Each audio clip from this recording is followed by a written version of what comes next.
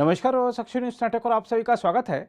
नरेंद्र मोदी के नेतृत्व वाली बीजेपी सरकार ने देश विरोधी गतिविधियों में लिप्त संगठन पीएफआई पर प्रतिबंध लगाया और अपनी इस उपलब्धि का कर्नाटक विधानसभा चुनाव के लिए जारी प्रचार के दौरान उल्लेख करना शुरू किया तो कांग्रेस को बात चुभ गई।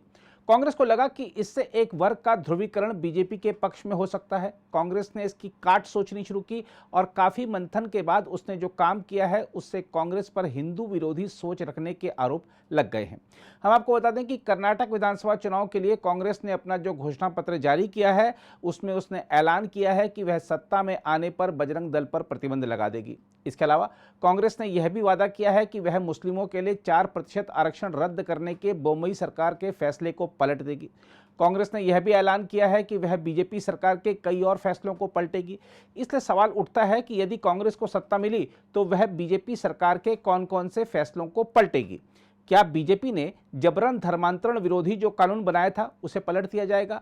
बीजेपी ने शिक्षण संस्थानों में हिजाब पहनने पर आपत्ति जताते हुए उस पर जो रोक लगाई थी क्या वह हटा दी जाएगी? क्या कर्नाटक में बीजेपी ने गौ हत्या के खिलाफ जो कानून बनाया था उसे रद्द कर दिया जाएगा?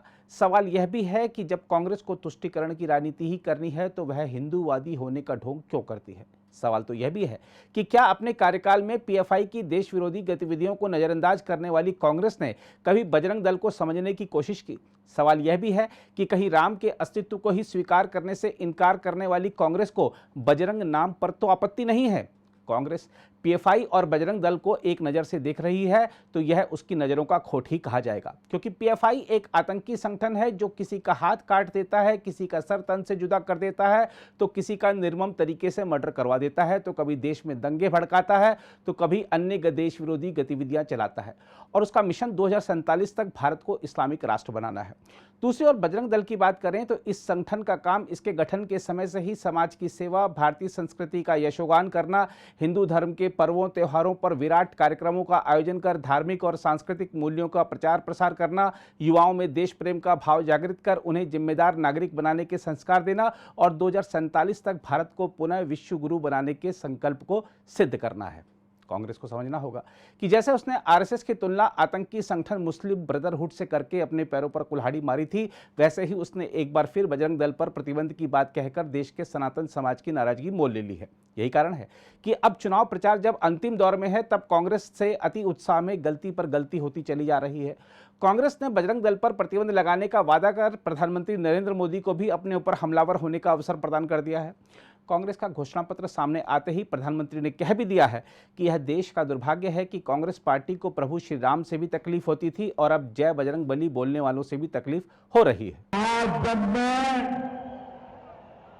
यहाँ हनुमान जी की इस पवित्र भूमि पर आया हूं, मेरे लिए हनुमान जी की पवित्र भूमि को नमन करना ये बहुत बड़ा सौभाग्य है।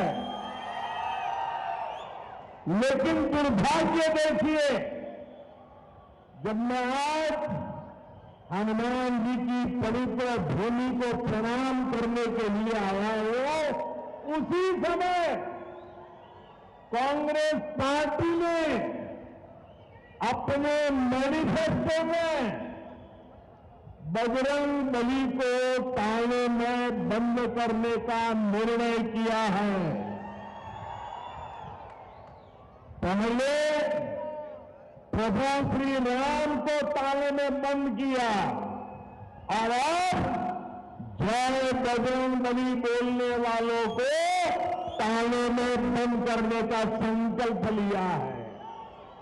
यह देश का दुर्भाग्य है कि कांग्रेस पार्टी को प्रभु श्री राम से भी तकलीफ होती थी और अब जय बजरंग बली बोलने वालों से भी तकलीफ हो रही है। दूसरी ओर जहां तक इस मुद्दे पर विश्व हिंदू परिषद की प्रतिक्रिया की बात है तो आपको बता दें कि परिषद के राष्ट्रीय महासचिव डॉक्टर सुरेंद्र जैन ने कांग्रेस की तीखी आलोचना की है। कांग्रेस पार्टी ने कर्नाटक चुनाव के लिए अपना मैनिफेस्टो जारी करते समय जिस प्रकार एक प्रखर राष्ट्रभक्त संगठन बजरंग दल की तुलना एक कुख्यात राष्ट्र विरोधी आतंकवादी और प्रतिबंधित संगठन पीएफआई के साथ की है वह बहुत दुर्भाग्यपूर्ण है।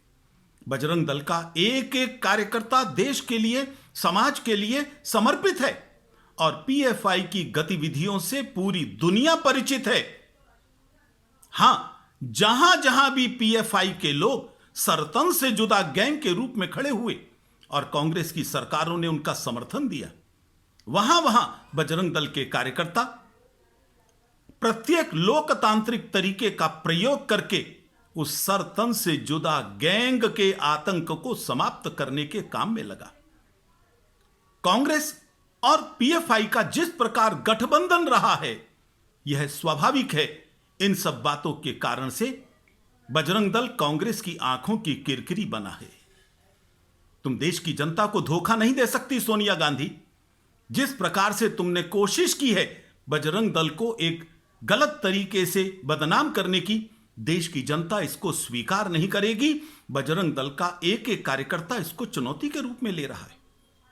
हम राजनीति में नहीं पढ़ा करते, लेकिन आप हमको राजनीति में घसीटना चाहती हैं, तो हम उस क्षेत्र में भी आपको जवाब देना चाहेंगे और किसी प्रकार से आपके गलत मंसूबों को पूरा नहीं होने देंगे।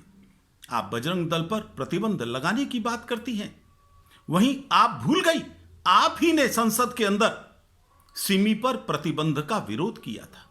आप ही के लोगों ने सिमी जैसे देशद्रोही संगठन के प्रतिबंध का विरोध करते समय सड़कों पर प्रदर्शन किए थे। आप बजरंग दल पर प्रतिबंध की बात करती हैं तो आपका छिपा एजेंडा अब खुलकर सामने आ गया है।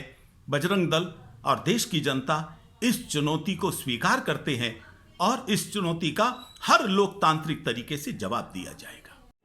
कर्नाटक के चुनाव में कांग्रेस ने अपने घोषणा पत्र में बजरंग दल की तुलना पीएफआई से किया और बजरंग दल पर बैन करने की बात कही घोषणा पत्र में।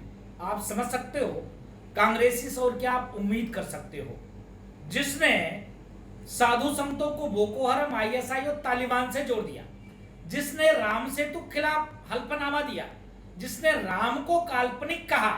अब तकलीफ हो रही है हनुमान जी के नाम लेने पर प्रतिबंध लगाने के बाद, और एक राष्ट्रवादी संगठन, एक धार्मिक संगठन को आतंकवादी से तुलना करना कांग्रेसियों के लिए महंगा पड़ेगा।